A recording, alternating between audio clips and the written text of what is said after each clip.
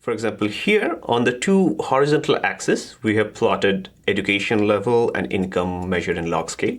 And on the vertical axis, we have the prestige scores. So looking at this plot, we see something very interesting. Even when we keep the education level constant, let's say at 14, but we look at different jobs with different levels of income, with higher income, the prestige scores increases quite a bit. So this means knowing both education and income could help us build a better prediction model. In regression terminology, fitting these types of rule is known as multiple linear regression because we work with more than one predictors. In contrast, fitting rules of the form y equals a plus bx, as we have done before, that's called simple linear regression. Now, in the multiple linear regression rule, a is the intercept. It represents the baseline, that is average value of y when both x1 and x2 are 0. Now, there are two values of slopes, b1 and b2. They're also called regression coefficients corresponding to x1 and x2, in our case, education and log income. Their interpretations are a little different from before. In y equals a plus b times x, b was the average change in y when x was increasing by 1 unit. Here, b1 means average increase in y when x1 increases by 1 unit, but x2 remains the same. Similarly, b2 means the average increase in y when x2 increases by 1 unit, but x1 remains the same. For example, in the scatter plot, if we set log income at 7 and increase education by 2 years from 10 to 12, and if we see prestige went up by 8 unit, we'll say that for fixed level of income, with every 1 year increase in education, y on average goes up by 8 over 2, that's 4 unit. So b1 should be 4. Similarly, if we set education at 14 and increase log of income by 1 unit, let's say from 8 to 9, and if we see prestige went up by 12 unit, we'll say that b2 equals 12.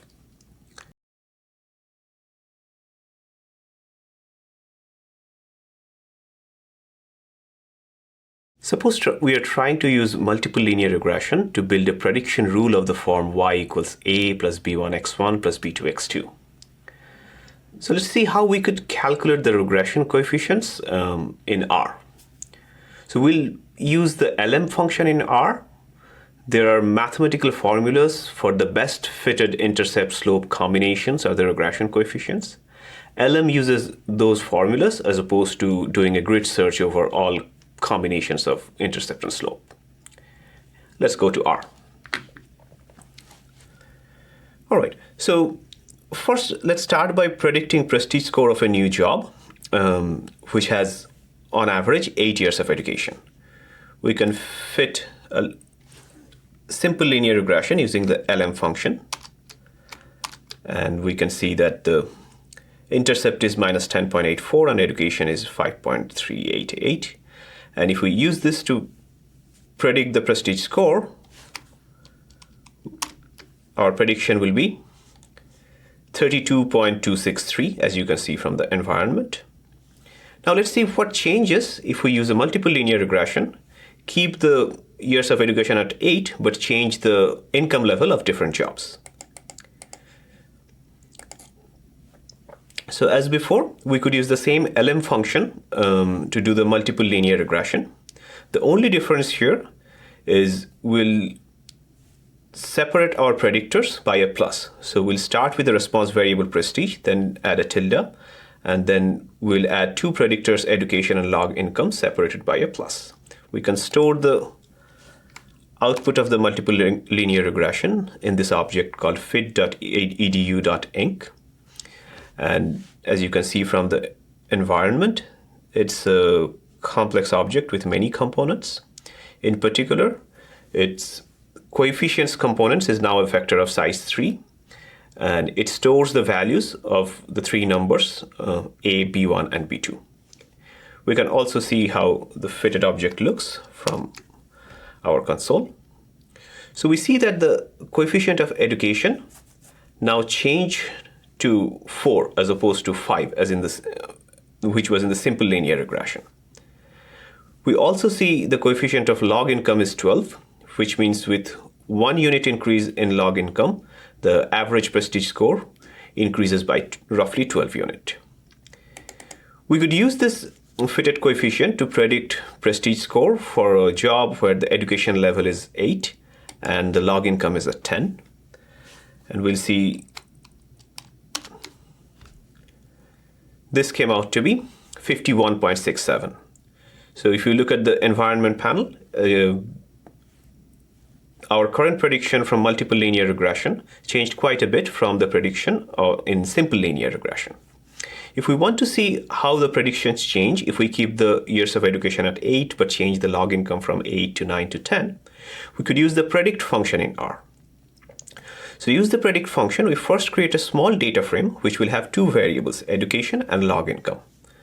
And then it will have three observations with different levels of education and log income where we want to predict the prestige. For example, here, the first row is a hypothetical job which has 8 years of education, but log income of 8. And the third row is another hypothetical job which has also 8 years of education, but log income of 10. We could use the predict function by giving it the fitted object from our multiple linear regression, that's fit.edu.inc, and the data frame new.dat under new data to tell R that these are the values where we want to do the prestige prediction. So let's run the predict function. And as you can see, even though years of education is kept constant at 8, when we change our log income level from 8 to 9 to 10, the predictions of prestige score vary quite a bit from 27 to 39 to 51.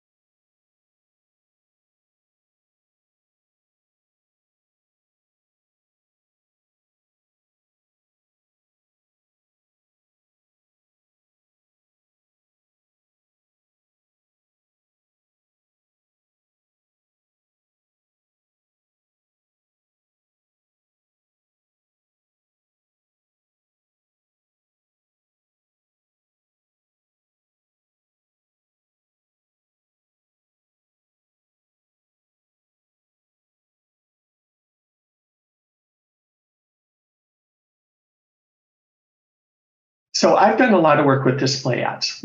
What are display ads? Well, when you think of Google, you think of the search page. And on the search page, we have search results, but we also have search ads. And you may click on those.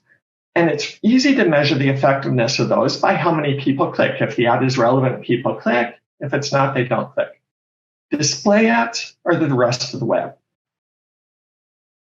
Now let's see how to look for nonlinear patterns in residual plots and how to use R-squared values to compare the goodness of fit of two different prediction rules, one from simple linear regression and one from multiple linear regression.